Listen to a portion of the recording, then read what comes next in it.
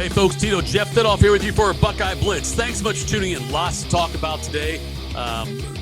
Big news for Ohio State. By the way, follow me on Twitter @ThatHappens, but I don't know why I'm pointing, but I do. Anyway, Ohio State, Alabama. Alabama announced they will honor their contract with Ohio State when they play against Ohio State in Columbus in 2027 and at Tuscaloosa in 2028. This was all per On3. Brett McMurphy's one who reported this. But anyway, so there was talk before about Alabama because of the way they were going to go to the 9-game SEC schedule.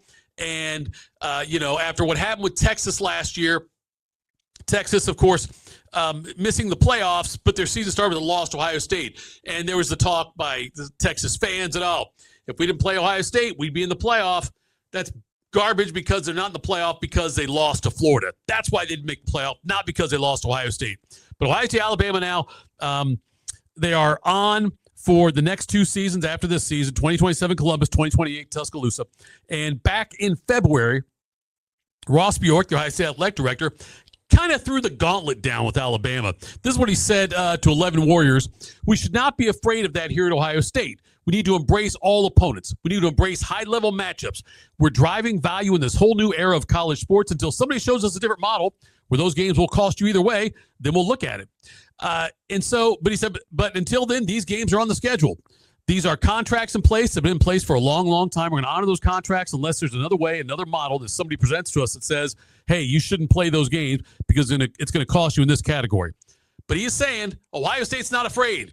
They're not afraid of anybody. We're going to play everybody we can. By the way, so Alabama did cancel a series with OSU, but that was Oklahoma State University in the 2028-2029 seasons there. So that one has been canceled by Alabama, but Oklahoma State, I think, went winless last year, if not mistaken. Not a big deal on that one. Ohio State still has future series coming up with Georgia as well. Florida State and Georgia are supposed to play, and home and home for the 2027 and 2028 seasons as well. They have now canceled that, although they said they may try to do a neutral site game, a one-off for the two of them there to play that game. SEC and ACC both improving or increasing their conference game schedule. And, Florida State already plays Florida. Georgia already plays Georgia Tech. That knocks out one of the games already in their non-conference schedule. So, but we'll see what happens there. Georgia has already announced that they canceled future non-conference games against Louisville and NC State. So some of these, because they're so stupid the way they do the scheduling, like 9 years in advance, because of that, that's why things like this happen. Things like this happen because you schedule the game so far out, and when you schedule it, you think the team will be good sometimes. Now with Alabama, you don't have to worry about that, or Ohio State or Texas. But I think Ohio State, when they scheduled Cal a while back, they were coming off the Aaron Rodgers years maybe, and Cal was not any good. I hope I remember that correctly, but something along those lines. All right.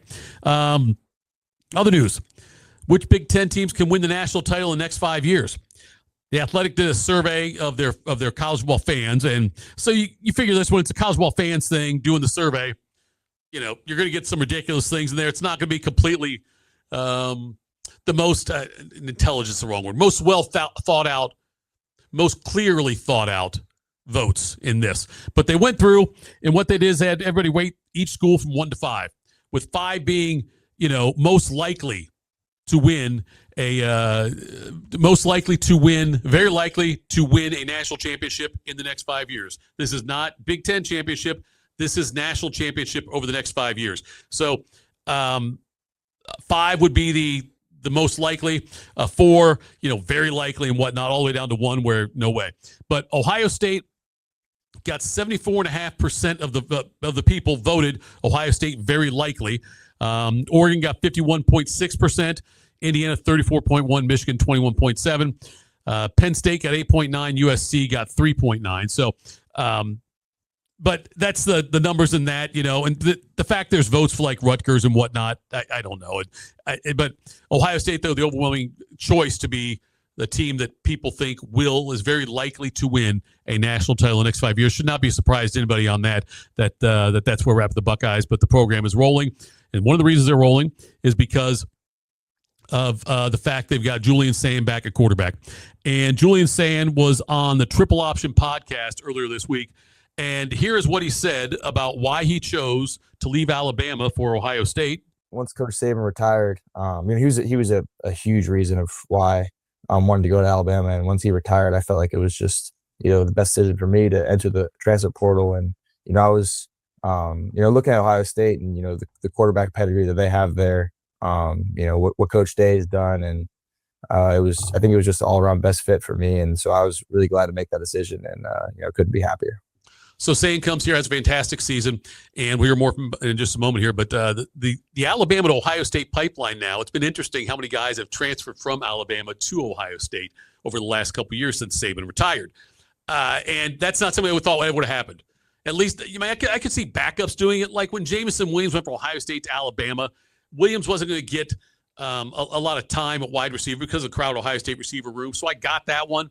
When Burrow went to LSU, that's because he wasn't going to start here at Ohio State. He wanted an opportunity. I get that too.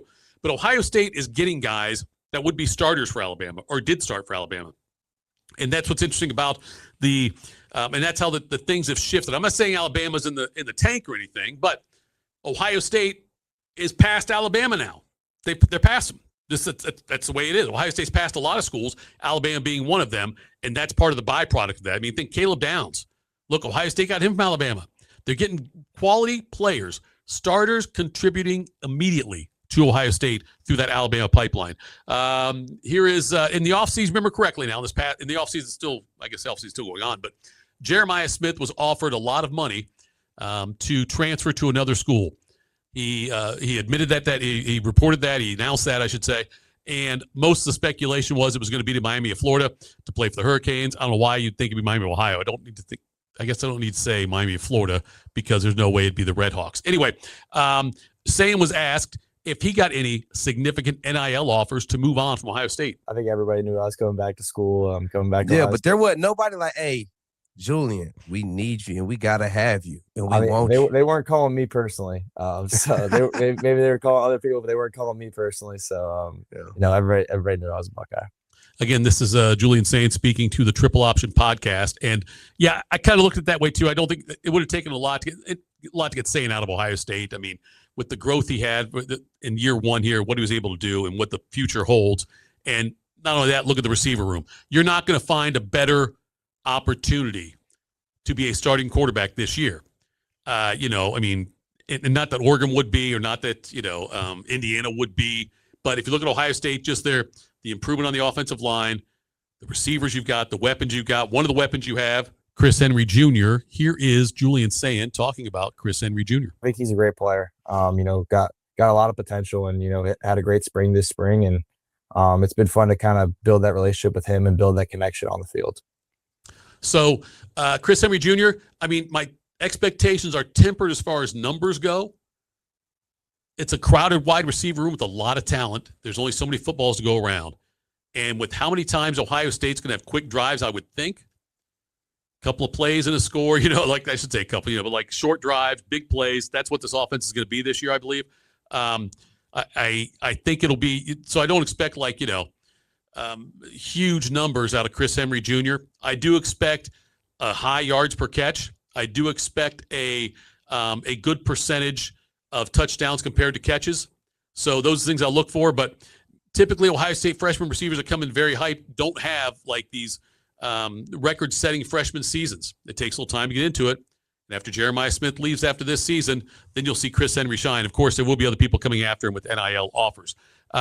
Also, Julian Sayin on the Triple Option podcast talked about his struggles, why he struggled against Indiana. I think they were really well coached. They were really disciplined in their zone drops. They were, getting to the right spots. There wasn't a lot of, tons of open zones, even when they're bringing sim pressure. So they're able to eat up the back and then, really get 7 guys out in coverage in zones and really make it tough as the quarterback to, find those zones.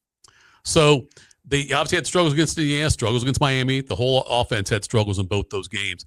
And one of the big things that was talked about was how Sayin is not the most mobile. And I don't think that's fair. I think he's mobile. I just don't think he showed it last year.